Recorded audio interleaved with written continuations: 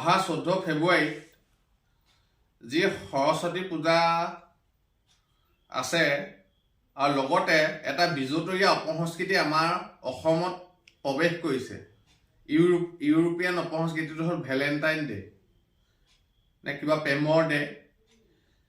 এইটো নামৰ এই সকলো আমাৰ ছাত্ৰ ছাত্ৰী বা সকলোৱে সৰস্বতী পূজাটো সুচাৰুৰূপে ভক্তিভাৱে আয়োজন কৰক, কিন্তু আমি ভেলেণ্টাইন ডে যাতে আয়োজন নকৰে সকলোলৈ আমি আহ্বান জনাইছোঁ, সকলো ছাত্ৰ ছাত্ৰী বা যুৱক যুৱতীলৈ।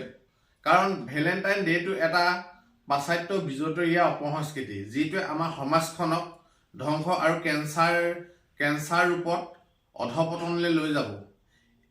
আৰু আমাৰ এক প্ৰেমৰ দিন আছে, এইটো প্ৰেমৰ কোনো দিন নাথাকে। প্ৰকৃতিগতভাৱে আমাৰ অসমীয়া মানুহৰ বহাগ মাহটো আছে, বহাগ বিহু আছে। তেতিয়াই মানুহৰ বিভিন্ন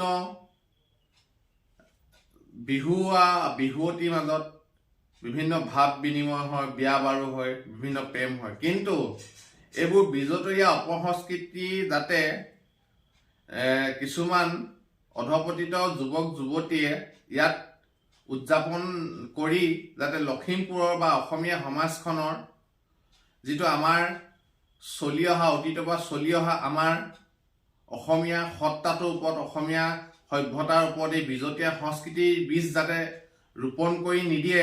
আমি যিসকলে ভেলেণ্টাইন ডে পালন কৰিম বুলি ভাবি আছে তেওঁলোকক সকিয়নি প্ৰদান কৰিছোঁ। যদি ভেলেণ্টাইন ডে পালন কৰে কিন্তু আমাৰ অসমীয়া যুৱ মঞ্চৰ এক সজাতি দলে লখিমপুৰৰ বিভিন্ন ঠাইত নিৰীক্ষণ কৰি থাকিব, তেতিয়া কিন্তু আমাৰ ষ্টাইলত, কিন্তু আমাৰ অসমীয়া যুৱ মঞ্চৰ ষ্টাইলত কিন্তু আমি বিহিত ব্যৱস্থা ল'বলৈ আমি বাধ্য হ'ম। তেতিয়া কিন্তু কোনোবাই বেয়া পাই লাভ নহ'ব। আমাৰ ষ্টাইলত আমি কিন্তু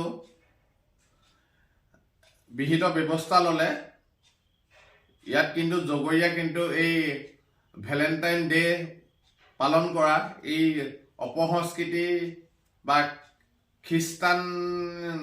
খ্ৰীষ্টান বা ইউৰোপীয়ান অপসংস্কৃতি পালন কৰা এই যুৱক যুৱতী বা অসমীয়া বিপদগামী যুৱক যুৱতীসকল হ'ব বুলি আমি অসমীয়া যুৱ মঞ্চৰ তৰফৰ পৰা এখেতলোকক সকিয়নি প্ৰদান কৰিছোঁ। জয় আই অসম।